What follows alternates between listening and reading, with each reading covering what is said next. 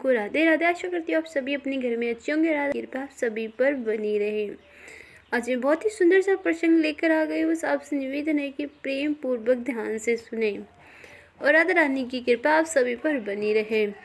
आज हम बात करने वाले हैं जगन्नाथ जी का खिचड़ी भोग का सत्य क्या है। आज हम जानेंगे भगवान जगन्नाथ के बारे में। भगवान श्री कृष्ण के परम उपशाक ठाकुर जी के बाल रूप से वह राज ऐसी बात करते जैसे ठाकुर जी उनके पुत्र हों, उनके घर में ही वास करते हों। एक दिन कमाबाई की इच्छा हुई कि ठाकुर जी को फल मावे की जगह अपने हाथ से कुछ बनाकर खिलाऊं। उन्होंने जगन्नाथ प्रभु को अपनी इच्छा बतलाई। भगवान तो भक्त के लिए सर्वप्रथम प्रस्तुत हैं। प्रभु जी बोले, माँ जो भी बनाओ वही खा लूँगा, बहुत भूख लगी है। कामाबाई ने खिचड़ी बनाई थी। ठाकुर जी को खिचड़ी खाने को दे दी। प्रभु बड़े चाव से खिचड़ी खाने लगे और कमराबाई से ये सोचकर भगवान को पंखा झोलने लगी कि कहीं गरम खिचड़ी से मेरे ठाकुर जी का मुंह ना जल जाए। संसार को अपने मुख में समाने वाले भगवान को कामाबाई एक माता की तरह पंखा कर रही थी और भगवान भक्त की भावना में भाव विभोर हो रहे थे। भक्त उत्साह भगवान ने कहा, माँ मुझे तो खिचड़ी बहुत अच्छी लगी, मेरे लिए आप रोज खिचड़ी ही पकाया करो, मैं तो यहीं आकर खाऊंगा। अब तो कामाबाई जी रोज सुबह उठती और सबसे पहले खिचड़ी बनाती, बाकी सब कुछ बाद में करती। भगवान भी सुबह सवेरा दौड़ते आते ही कहती, माँ जल्दी से मेरे लिए प्रिय खिचड़ी लाओ। प्रतिदिन यही काम क्रम बन गया। भगवान सुबह सुबह आते, भोग लगाते और फिर चले जाते। एक बार महात्मा कामाबाई के पास आए और महात्मा ने उन्हें सुबह सुबह खिचड़ी बनाते देखा तो नाराज होकर कहा, माता जी आप ये क्या कर रही हो? सबसे पहले नहा धोकर पूजा पाठ करनी चाहिए, लेकिन आपको तो पेट की चिंता सताने लगती है। कामाबाई बोले, क्या करूं महाराज जी, संसार जिस भगवान की पूजा अर्चना कर रहा होता है वही सुबह सुबह भूखे आ जाते हैं, उनके लिए तो सब कुछ छोड़कर पहले खिचड़ी बनाती हूँ।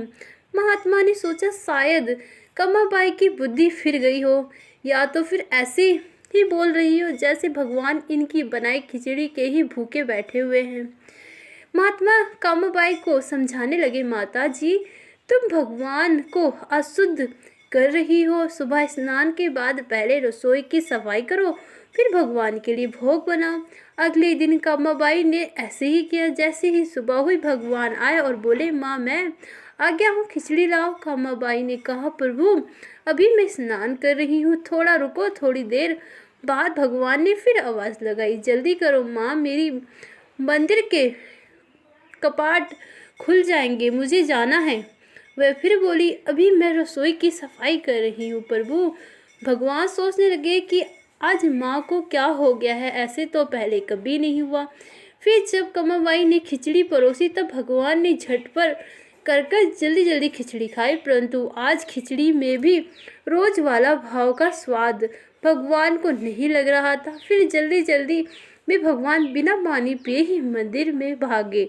भगवान ने बाहर महात्मा को देखा तो समझ गए, अच्छा तो ये बात है, मेरी माँ को ये पट्टी इसने ही पढ़ाई है। अब ये ठाकुर जी के मंदिर के पुजारी ने जैसे ही मंदिर के कपाट खोले तो देखा भगवान के मुख पर खिचड़ी लगी हुई है। पुजारी बोले, प्रभु जी ये खिचड़ी आपके मुख पर कैसे लगी?